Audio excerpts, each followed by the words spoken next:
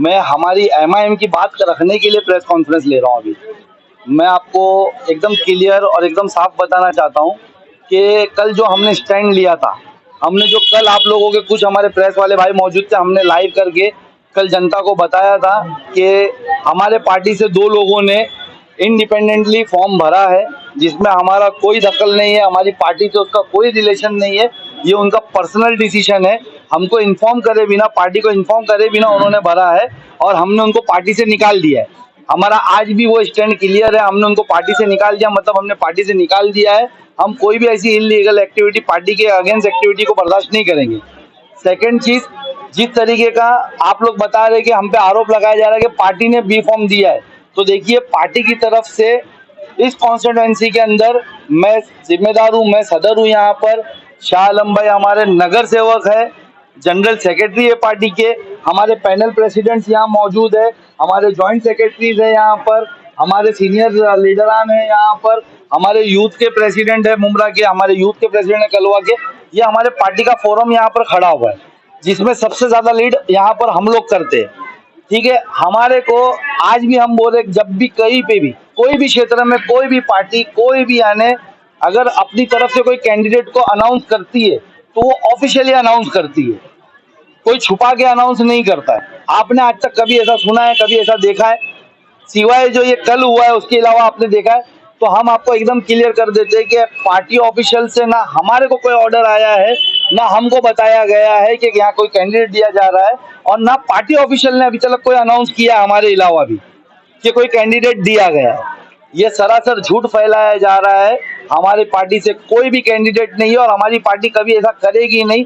आप लोगों को पता होगा, बैरिस्टर असदुद्दीन ओवैसी साहब हो, अकबरुद्दीन ओवैसी साहब हो, इम्तियाज जलील साहब हो, वारिस पठान साहब हो, इन लोगों की हमेशा बीजेपी के मुखालिफिन करते हुए आवाज सुनी होगी आप लोगों ने। और आज देश भर के अंदर जो तहरीक चलाई जा रही है हमारे उलमाओं की तरफ से, देश भर के अंदर जो तहरीक चलाई जा रही है सब सेकुलर लोगों की तरफ से, कि इस बार बीजेपी को किसी भी तरीके से हराना है, उसको यानी इस बार बीजेपी को जीतने से रोकना है, हम लोग सब उस तहरीक का हिस्सा है। तो यहाँ पर जब एक स्ट्रॉन्ग कैंडिडेट फाइट कर रहा है तो हम कैसा उसका हिस्सा बन सकते? तो मैं आपको क्लियर कर दूं कि हमारी तरफ से कोई कैंडिडेट नहीं। तो ये सबसे बड़ा सवाल है, जो बी फॉर्म दिखाया जा रहा है वो फोर्ज है कि नहीं, ये हम पता ही नहीं कर पा रहे, क्योंकि वो कैंडिडेट को हमने ऑलरेडी हमारी पार्टी से हटा दिया है। अब वो क्या डॉक्यूमेंट्स लाकर आप लोगों को बता रहा है, हम उस पर जांच करेंगे। हम हमारे ऑफिशियल से देखा, आपको पता होगा असदुद्दीन ओवैसी साहब का भी इलेक्शन चल रहा है, 13 तारीख तक उनका भी इलेक्शन है। इम्तियाज जलील साहब जो महाराष्ट्र के अध्यक्ष है उनका भी इलेक्शन चल रहा है, 13 तारीख तक उनका भी इलेक्शन है। तो ऑफिशियल जो भी आपको यानी डिटेल्स देनी है वो बी फॉर्म की, हम उनसे राब्ता करने की कोशिश कर रहे हैं। हमारा कांटेक्ट नहीं हो पा रहा है उनसे। हमारी वारिस भाई लोग से बात हुई है, अभी तक कोई भी ऑफिशियल नहीं दिया गया। ये फॉर्ज है क्या, ये हम खुद पता कर रहे हैं, क्योंकि अगर बी फॉर्म था तो इंडिपेंडेंट क्यों उन्होंने फॉर्म भरा, और अगर बी फॉर्म मिला तो हमको क्यों नहीं इन्फॉर्म किया? और आप लोगों को जो उन्होंने बताया, मैं आपके कोई माध्यम से देखा हूँ कि वो बता रहे कि 2 अनजान लोग आकर दिए। तो 2 अनजान लोग कौन है? आपने ऐसा कैसा कोई अनजान से फॉर्म ले लिया? ये कौन सी कहानी आप सुना रहे हो? अगर बी फॉर्म आता, अगर मैं आप में से किसी को कैंडिडेट बना दूं, अगर आपको बोलूं आपको मैं बी फॉर्म दे रहा हूं आप लड़ो, तो क्या आप तहकीक करे बिना लड़ोगे कि सैफ पठान जो मेरे को बी फॉर्म दे रहा है वो सैफ पठान है कौन करके? मेरी बात सुनो, एक पार्टी रही नहीं, आप फूट जबरदस्ती का मत डालिए। हमने कल क्लियर करा कि उनका पार्टी से कोई ताल्लुक नहीं है आज के बाद। मेरी बात सुनो, नहीं टर्मिनेट मैं आपके थ्रू सोशल मीडिया पे बता ही दिया, मैंने अकाल पट्टी कर ही दिया। अगर वो चाहते कि मैं उनके हाथ में लेके उनको जलील करूं तो वो भी कर देंगे। उनको सुनो ना, उनको जो पोस्ट दी गई थी वो सैफ पठान के लेटर हेड पे दी गई थी, सैफ पठान ने दिया था, तो हटाया भी सैफ पठान ने। और यहाँ पूरा कैडर मौजूद है। क्या आप लोग चाहते जावेद सिद्दीकी वापस पार्टी? आलम भाई आप चाहते जावेद सिद्दीकी? कोई भी मेरे को कोई मीटिंग पता ही नहीं है बॉस, हमारी पार्टी ने यहाँ कैंडिडेट देने का सोचा ही नहीं है। उन्होंने ऑफिशियल, एक मिनट मेरे बाद, एक नगर सेवक जो होता है पार्टी का वो एक ऑफिशियल होता है। आप इनसे पूछिए ऐसी कोई मीटिंग या ऐसी कोई चर्चा हुई है क्या यहाँ के ताल्लुक से? ये मैं आपको ये सवाल का जवाब मैं देता हूँ। जावेद सिद्दीकी भाई पहले दिन से झूठ बोल रहे। आपको ये कहानी नहीं लगती कि 2 अनजान लोग आए मुझे बी फॉर्म दे दिए, मैं जानता नहीं और मैंने बी फॉर्म ले लिया? पहली बात ये झूठ। दूसरी बात, अगर सैफ पठान से उनकी बात हुई है, जावेद सिद्दीकी को यहाँ हर कोई जानता है कि वो छोटी सी छोटी बात रिकॉर्ड करते, तो आज की रिकॉर्डिंग बाहर लाए वो। मेरी कल उनसे बात हुई है, 2 टाइम बात हुई है। जब 12 बजे के टाइम पे शाह आलम भाई को किसी ने बताया कि जावेद सिद्दीकी पार्टी के अगेंस्ट जाकर के फॉर्म भरने जा रहे, तो इन्होंने मुझे इन्फॉर्म किया कि भाई ऐसी ऐसी बात हो रही। मैंने फौरी तौर पे जावेद सिद्दीकी को फोन किया और मैंने बोला भाई ऐसी एक्टिविटी नहीं करना। जावेद सिद्दीकी ने मुझसे कहा कि भाई मैं ऐसा कोई भी काम नहीं करूंगा जो पार्टी के अगेंस्ट, और मैं ऐसा कोई फॉर्म नहीं भर रहा हूँ, ये गलत बात है साहब, और मैं नहीं भरूंगा आप लोग के बिना। और रात को उनसे मेरी बात हुई, जब उनका नॉमिनेशन फॉर्म ऑनलाइन दिखाया गया तो मेरी उनसे बात हुई कि आपने मुझसे बोला था, उसके बाद आपने क्यों ऐसा किया। तो मुझे वो जो आपको कहानी सुना रहे मुझे भी सुनाने की कोशिश की, लेकिन मैंने सुनी नहीं और हमने उनको टर्मिनेट कर दिया। अब आप मुझसे पूछ रहे हो ना, ऐसी कोई ऑफिशियल पूछी गई, मेरी तरफ से मैंने बताया हमारे दूसरे ऑफिशियल यहाँ मौजूद है, आप उनसे पूछिए। ये मैंने कल भी कुछ प्रेस वालों को कहा, उससे पहले भी 2 बार इंटरव्यू में कहा, हमारे सब लोगों का एक ही चीज कहना है कि पूरे हिंदुस्तान को इस बार बीजेपी मुक्त होना जरूरी है। इस बार बात हमारी शनाख्त पे आ रही है। अगर बीजेपी वापस इख्तियार में आती है तो हम लोगों की शनाख्त के बारे में हमसे सवाल किया जाएगा, हमारे खिलाफ सीए, एनआरसी, एनपीआर जैसे काले कानून लाए जाएंगे, हमारे खिलाफ यानी हमारे शहरियत में वो दाखिल करने की कोशिश की जाएगी। इन सब को रोकने के लिए इस देश की डिक्टेटरशिप की तरफ इस देश को लेके जाया जाएगा, डेमोक्रेसी खत्म की जाएगी। और लोगों का ये मानना है कि अगर ये इख्तियार में वापस आते तो अगली बार चुनाव ही नहीं होगा। तो इन सब चीज को सपोर्ट करेंगे। सुनिए, इन सबको बचाने के लिए हमने खुले तौर पे कहा है कि आप लोग अगर चुनिए, हम चाह रहे हैं कि आप लोग नोटा ना मारे, आप लोग अपने वोट को वेस्ट ना करें। हम किसी को समर्थन नहीं कर रहे, लेकिन हम हमारे आवाम से अपील कर रहे हैं कि अपने वोट का इस्तेमाल करिए। आप देखिए कि पूरे 540 जो सीटें हैं, 500 जो भी सीटें हैं, उस पे जो भी कैंडिडेट बीजेपी के अगेंस्ट स्ट्रांग होगा, चाहे वो कोई भी पार्टी से हो, चाहे वो इंडियन अलायंस से हो, चाहे वो हमारी एमआईएम पार्टी से हो, चाहे वो कोई दूसरी पार्टी से हो, आप लोग उसको वोट करिए और इस बार बीजेपी को हराइए। ये हमारा स्टैंड क्लियर है और जनता चुनेगी कि कौन स्ट्रांग कैंडिडेट है। और भी कैंडिडेट हो, जनता चुनेगी। हम अपना अपील करेंगे लोगों से कि आप वोट करिए।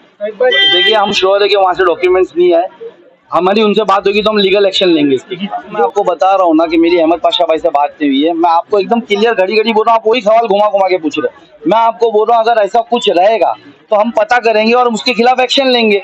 और अगर ऐसा हमारी पार्टी की तरफ से आया होता तो ऑफिशियल हमको आया होता ना, बी फॉर्म हम दिए होते। हमारा विरोध एमआईएम का कैंडिडेट ही नहीं था, वो झूठ बोल रहा था एमआईएम का कैंडिडेट है। अगर एमआईएम कैंडिडेट उतारना चाहती ना, हम लोग लबैक बोलते।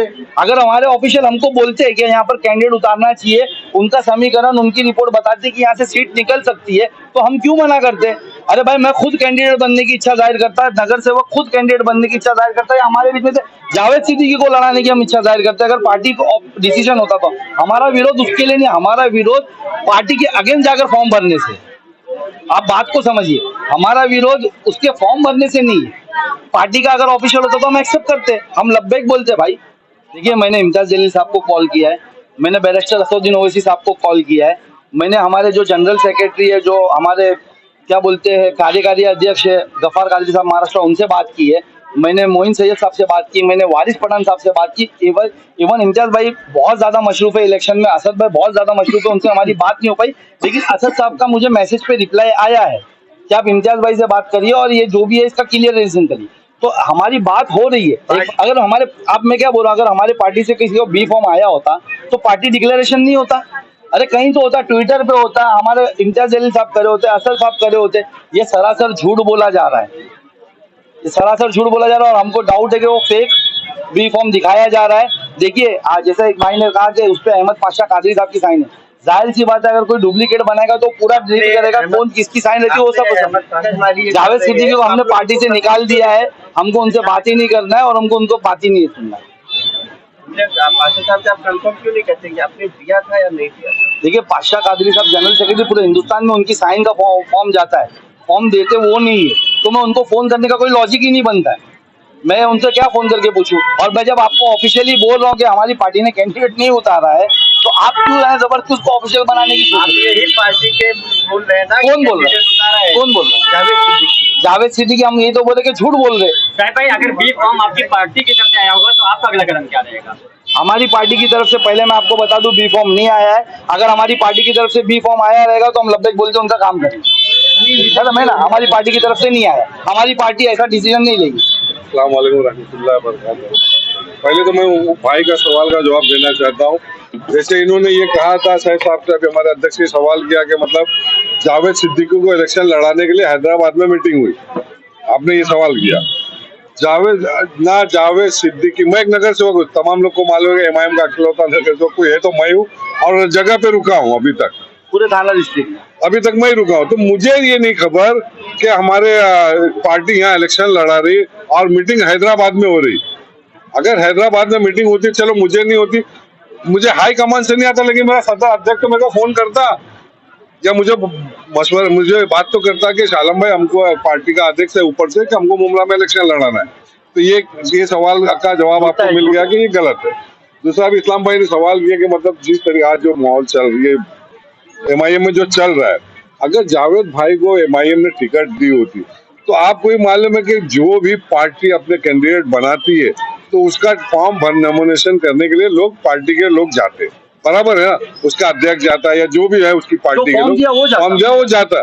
तो जावेद सिद्दीकी ने तो ना किसी को नहीं बताया, ना MIM का कोई ना अध्यक्ष गया वहां पे, जैसे कि इससे पहले हुआ था गुंजन का, लोग नहीं, लेकिन मेरी पार्टी का था, पार्टी ने थी, मैं गया था फॉर्म भराने, आपको मालूम है सारे लोग को, मैं खुद गया था उसका फॉर्म भराने के लिए।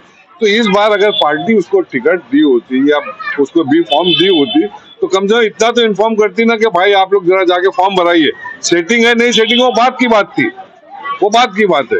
तो अभी जिस तरीके के हालात हुए थे, इस हालात में तो हमारी पार्टी इलेक्शन नहीं लड़ाती, जहां तक हमको जजमेंट है कि कोई भी 2 दिन पहले कोई सीट डिक्लेयर करेगा। अरे एक वो सेम डे लास्ट आपको इतना बड़ा लीडर तो नहीं हमारा था जावेद सिद्दीकी के, वो 10 दिन की कैंपेनिंग में 1,50,000 वोट ले लेगा, मानते हो ना आप इस बात को? सभी लोगों का ये सामने आ रहा था बात कि आप सभी लोग पूरी टीम MIM पार्टी छोड़ने वाले। नहीं, हम लोगों का देखो ऐसा, ये गलत बात है। हम लोग कोई भी डिसीजन हमारे वरिष्ठों से करने के बाद ही करेंगे। हम लोगों का अगर ये जैसा जावेद सिद्दीकी ने कल दावा किया था, हमने आज जिन लोगों से भी जो भी हमारे वरिष्ठों से बात की, हमको जब खुलासा हुआ तो हम ऐसा डिसीजन नहीं ले रहे या हम ऐसा डिसीजन नहीं लेते थे। अगर ये गलत डिसीजन हुआ होता तो देखिए हम यहाँ पर कैडर जमीन पे हम जुड़ कर रहते हैं, हम लोगों को जोड़ते हैं, हम लोगों के लिए काम करते हैं। यहाँ पर हम हमारे अगर पार्टी को अगर कोई भी डिसीजन लेना है, अगर वो हमको इन्फॉर्म करे बिना ली होती तो डेफिनेटली हम हमारा जो भी प्रक्रिया होती वो आप लोग के सामने ला के रखते थे, आप लोगों के सामने बताते, आवाम को बताते थे। लेकिन ऐसी कोई बात ही नहीं है हमारे बीच में अभी तक। ऐसा कुछ रहेगा तो हम बताएंगे इंशाल्लाह।